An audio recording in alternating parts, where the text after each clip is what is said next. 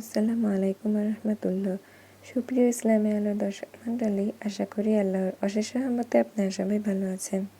আজকে জানাবো কেন এই একটি আয়াত পুরো কোরআনে মর্যাদা রাখে এবং সেই আয়াতটি কি, এটি আজকে জানাবো। তো বেশি কথা না বাড়িয়ে চ্যানেলটি সাবস্ক্রাইব করে চলুন শুরু করি। আয়াতুল কুরসি হলো সূরা বাকারার এবং ৩য় পারার অন্তর্গত একটি আয়াত। এতে মোট ৯টি বাক্য রয়েছে।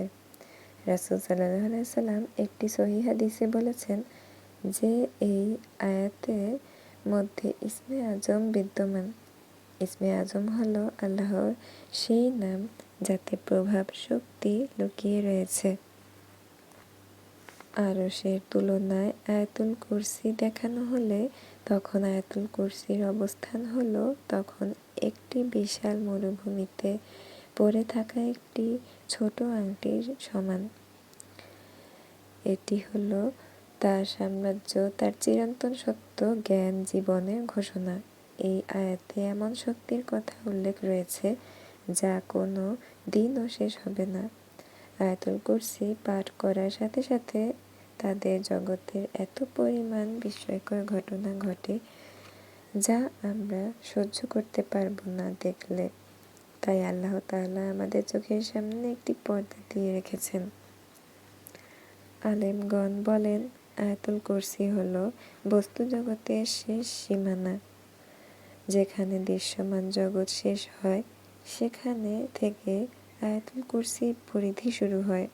যদি আপনার কোনো দুরবস্থা তৈরি হয় তখন সিজদায় গিয়ে লুটিয়ে পড়ুন এবং ইয়া হাইয়ু ইয়া কাইয়ুম বারবার পড়তে থাকুন। বিশ্বাস রাখুন, বন্ধ দরজা খুলতে শুরু করবে। আল্লাহ তাআলা আমাদের হৃদয়ের গোপন চিন্তা সবকিছুই তিনি জানেন ও শোনেন। তার কাছে আমাদের হৃদয়ের সকল কিছু একটি খোলা বইয়ের মতো।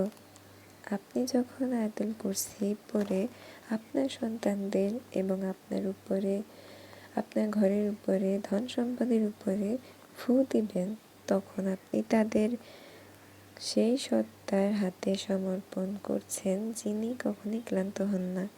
পৃথিবীর সকল সিকিউরিটি গার্ড কিংবা প্রহরী সবাই ঘুমিয়ে পড়লেও তিনি কখনো ক্লান্ত হননি এবং হবেনও না। তিনি মহিমান্বিত এবং চিরন্তন সত্য। তার কোনো ক্লান্তি নেই, ঘুম নেই, নিদ্রা নেই, কিছুই নেই। তো প্রিয় দর্শক, আজকে ভিডিওটি কেমন লাগলো অবশ্যই কমেন্টে জানাবেন। ভালো লাগলে লাইক, কমেন্ট, শেয়ার করে সাবস্ক্রাইব করে সাথেই থাকবেন। আজকে এই মতো এখানেই বিদায় জানিয়ে শেষ করছি। আল্লাহ হাফিজ। আসসালামু আলাইকুম রহমতুল্লাহ।